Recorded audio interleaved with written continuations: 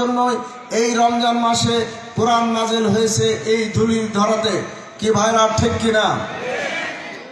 আমরা বাংলাদেশ জামাত ইসলাম মান্দা উপজেলা শাখার কর্তৃক আয়োজিত ৭ নং প্রসাদপুর ইউনিয়নের আয়োজনে দোয়া ও ইফতার মাহফিল অনুষ্ঠিত হচ্ছে গোটগাড়ি শহীদ মোহাম্মদ সরকারি স্কুল অ্যান্ড কলেজ মাঠে। তো আপনাদেরকে একটু দেখানোর চেষ্টা করবো যে মাঠে কিন্তু বিভিন্ন অঞ্চল থেকে বাংলাদেশ জামাত ইসলামের নেতাকর্মীরা এসে উপস্থিত হয়েছেন। পাশাপাশি কিছুক্ষণ পূর্বে বাংলাদেশ জামাত ইসলামের নওগাঁ জেলা শাখার আমির এবং মান্দা উপজেলা 49 মান্দা 4 আসনের বাংলাদেশ জামাত ইসলামের এমপি পদপ্রার্থী খন্দকার আব্দুর রাকিব উনি কিন্তু এখন বক্তব্য রাখছেন। আমরা সরাসরি ওনার বক্তব্যে চলে যাচ্ছি। যখন মানুষ শান্তি খোঁজার চেষ্টা করেছে, শান্তির পরিবর্তে মানুষ অশান্তির দিকে নিজেদেরকে নিমজ্জিত করেছে। কে বলেন ঠিক কিনা? আমাদের এই প্রিয় বাংলাদেশ 53 বছর অতিবাহিত হলো। আমরা বিভিন্ন দল দেখলাম, স্লোগান শুনলাম, দফা শুনলাম, কিন্তু আমাদেরও ভাগ্যের পরিবর্তন হলো না। আমরা চুরি, ডাকাতি, হত্যা, সন্ত্রাস, লুটপাট, চাঁদাবাজি, রাজধানী, দখলদারিত্ব আর জেলা আর জুলুম থেকে আমরা বাঁচতে পারলাম না। কে বলেন ঠিক কিনা? আমরা বিশ্বাস করি বাংলাদেশ জামাত ইসলামী এই বাংলাদেশে প্রতিষ্ঠা লগ্ন থেকে কাজ করছে। মানুষকে মানুষ দ্বারা পরিচালনার জন্য নয়, মানুষকে পরিচালনার জন্য মানুষের তৈরি করা মতবাদগুলো পৃথিবীর দিক বিদিক ব্যর্থ হয়েছে। বাংলাদেশ জামাত ইসলামী এই জন্য মানুষকে পরিচালনার জন্য, মানুষকে যিনি সৃষ্টি করেছে সেই আল্লাহর বিধান মহাগ্রন্থ আল কোরআন অর্থাৎ আল্লাহর আইন এবং সৎলোকের শাসনের মাধ্যমে এদেশের শান্তি শৃঙ্খলা, এদেশের মানুষকে মুক্তি এবং স্বস্তির পথে পরিচালিত করার জন্য আজকে কাজ করে যাচ্ছে। সম্মানিত ভাইরা, আজকে জুলাই বিপ্লবের পর বাংলাদেশে একটা নতুন বাংলাদেশ গড়ার আওয়াজ আমরা শুনতে পাচ্ছি। আজকে মানুষের মাঝে আকাঙ্ক্ষা আমরা একটা নতুন বাংলাদেশ পাবো। কি বলেন ঠিক কিনা? এখানে যারা আছেন নতুন বাংলাদেশ দেখতে চান কারা কারা হাত তোলেন তো। আল্লাহ আমাদের এই হাতগুলো কবুল করুক, বলেন আমিন। কিন্তু নতুন বাংলাদেশ যদি পুরাতন দলিলের ফটোকপি হয়, সে বাংলাদেশ কি আমরা চাই?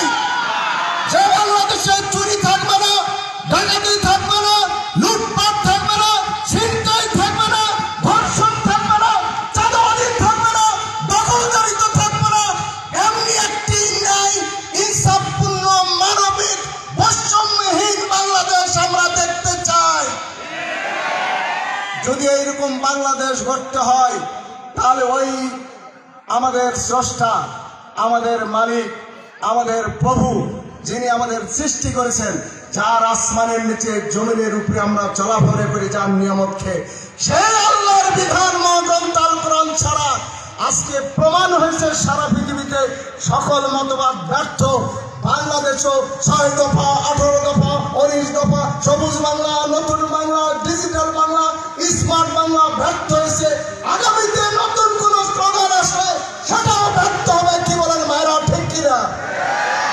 আজকে আমরা এই জন্য নতুন বাংলাদেশ গড়তে চাই, কোরআনের বাংলাদেশ। রাজি আছেন আপনারা? আমরা নতুন বাংলাদেশ চাই, ইসলামের বাংলাদেশ। রাজি আছেন আপনারা?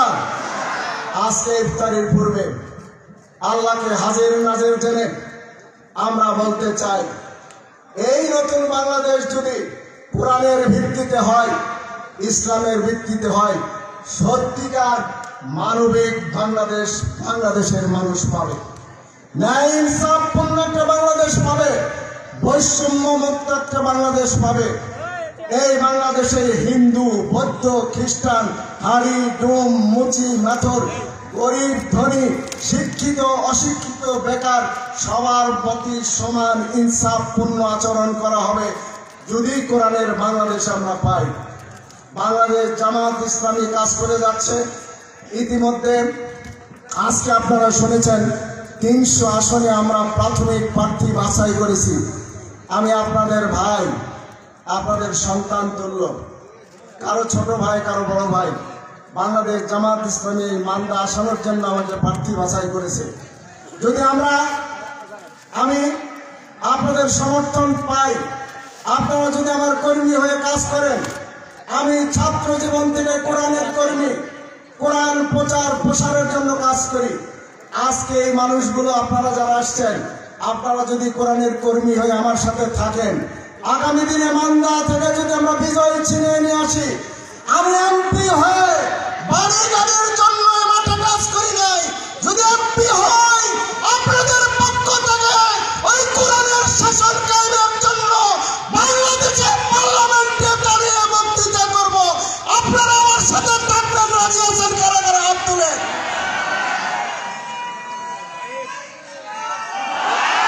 আল্লাহ আজকে এই গুড়গাড়ি কলেজ মাঠের এই ভাইদেরকে নিয়ে আগামী দিনে মান্দার আসনে বিজয় ছিনিয়ে এনে আগামী বাংলাদেশে যে নতুন বাংলাদেশ হবে, তা কোরআনের বাংলাদেশ উপহার দেওয়ার জন্য এই মান্দাবাসী কাজ করবে। তুমি মেহরবানি করে আমাদেরকে কবুল করো, বলে না আমিন।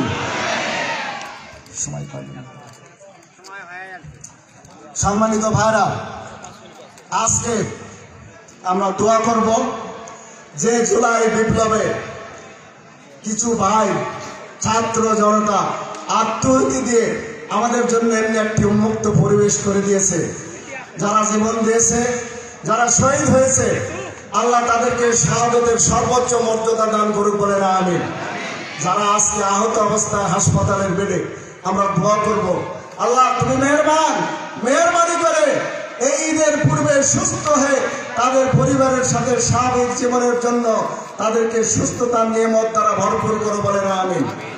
সম্মানিত ভাইরা, রমজান মাস রোজা ফরজ হয়েছিল তাকওয়া অর্জনের জন্য। তাকওয়ার অর্থ হলো একটি মানুষ তার জীবন জীবিকা চালাবে সতর্কতার সাথে। হযরত আমিরুল মুমিনিন ওমরে ফারুক একজন সাহাবীকে জিজ্ঞাসা করেছিল, আমিরুল মুমিনিন, যে হে আল্লাহ রাসূলের সাহাবী, তুমি কি তাকওয়া দেখেছো? সেই সাহাবী বলেছিল, আমিরুল মুমিনিন, আপনি কি জঙ্গলের মধ্য দিয়ে কাঁটাযুক্ত পথ পাড়ি দেন নাই? বলছে অনেকদিন। তো কিভাবে? বলি সতর্কতার সাথে। ভাই সাহেব, আপনাদের বলি, আকাশ মেঘলা, কালকে বা আজকে যদি বৃষ্টি হয়, রাস্তায় যদি পানি জমে, কাঁচা রাস্তা, তাহলে কি পা দেখে শুনে ফেলতে হয় না? কোথায় পা দিলে পিছলে পড়ে যাব। অনেক সময় জুতা খুলে আঙ্গুল দিয়ে টিপে টিপে সতর্কতার সাথে পা ফেলতে হয়। আজকে আমরা সিয়াম সাধনা করেছি, আমরা ইফতারি করেছি, সেহরি খেয়েছি। বাকি জীবন আমাদের দায়িত্ব, আমরা যারা সায়েম তাদেরকে জীবনের সব ক্ষেত্রে সতর্কতার সাথে দেখে শুনে চলতে হবে। কি রাজি আছি আমরা ইনশাআল্লাহ? সব কাজ দেখে শুনে করবো। এখন আপনাদের কাছে প্যাকেট দেওয়া হয়েছে, এখানে এলাচ থাকলে বেছে ফেলে দিবেন, মরিচ থাকলে ফেলে দিবেন, গোস্ত থাকলে খাবেন, আর হাড্ডি বেছে ফেলে দিবেন। কি ফেলবেন না? তাহলে আগামী দিনে ভোট আসলে বেছে গুনে দেওয়া লাগবে না। খালি জাতীয় সংসদে চেয়ারম্যানে, মেম্বারিতে, উপজেলা চেয়ারম্যানে, সকল ক্ষেত্রে আপনার জীবন জীবিকার, আপনার জন্ম থেকে মৃত্যু, তুলনা থেকে কবর, রান্নাঘর থেকে জাতীয় সংসদ পর্যন্ত প্রত্যেকটা কাজ আপনার সকাল থেকে সন্ধ্যা, সন্ধ্যা থেকে সকাল, সব কাজগুলো মুমিন বান্দা, আল্লাহর প্রিয় বান্দারা, রোজাদার বান্দা, যারা রোজা পড়ে, ইফতারি করে, সেহরি খাবে, তারাবি পড়ে, নামাজ পড়ে, তাদেরকে বাকি জীবন সতর্কতার সাথেই চলতে হবে। রাজি আছেন? আল্লাহ আমাদের সবাইকে তাকওয়া অর্জন করার তৌফিক দান করুন, বলে না আমিন। আমি আবারও আপনাদের কাছ থেকে দোয়া চেয়ে আমার বক্তব্য এখানে শেষ করছি। আসসালামু আলাইকুম ওয়া রাহমাতুল্লাহ। আল্লাহুম্মা আমিন। আলহামদুলিল্লাহি রাব্বিল আলামিন। ওয়া আকিবাতুল মুত্তাকিন। ওয়াসসালাতু ওয়াসসালামু আলা রাসূলিহি ওয়া আলিহি ওয়া সাহবিহি আজমাইন। আল্লাহ আমাদের ইফতারি কবুল করো, আল্লাহ আমাদের তারাবি কবুল করো, আমাদের রোজা কবুল করো, আমাদের নামাজগুলো কবুল করো। আল্লাহ আমাদের সবাইকে তোমার দ্বীনের কর্মী, কোরআনের কর্মী হিসেবে কাজ করার তৌফিক দান করো। আল্লাহ আমাদের অতীত জীবনের সমস্ত গুনাহ খাতা মাফ করো। আল্লাহ ইফতারিতে যারা আয়োজন করেছে, যারা অর্থ দিয়েছে, যারা পরিশ্রম করেছে, সবগুলো কবুল করো। আল্লাহ সবগুলোর বিনিময়ে কাল কিয়ামতের মাঠে আমাদের একটা নাজাতের ব্যবস্থা করে দাও। আল্লাহ আমাদের মাঝে যারা হাত তুলেছে, আমাদের পিতামাতা, ভাই বোনেদের যারা দুনিয়া ছেড়ে চলে গেছে, তাদের উপর তুমি রহম করো। আল্লাহ তাদের কবরকে তুমি জান্নাতের টুকরা হিসেবে কবুল করো। আমরা যারা বেঁচে আছি, আমাদের সুস্থতার নিয়ামত দান করো। আল্লাহ আমাদের রোগ মুক্ত, ঋণ মুক্ত জীবনের অধিকারী বানাও। আল্লাহ আমাদের ছেলে মেয়ে কচি কাঁচা সবাইকে কোরআনের কর্মী হিসেবে কবুল করো। আল্লাহ খাস করে আজকের এই আয়োজন ৭৫ ইউনিয়নের এই আয়োজনকে তুমি কবুল করো। সুবহানা রাব্বিকা রাব্বিল ইজ্জাতি আম্মা ইয়াসিফুন ওয়া সালামুন আলাল মুরসালিন ওয়া আখিরু দাওয়ানা আলহামদুলিল্লাহি রাব্বিল আলামিন। আসসালামু আলাইকুম ওয়া রাহমাতুল্লাহ।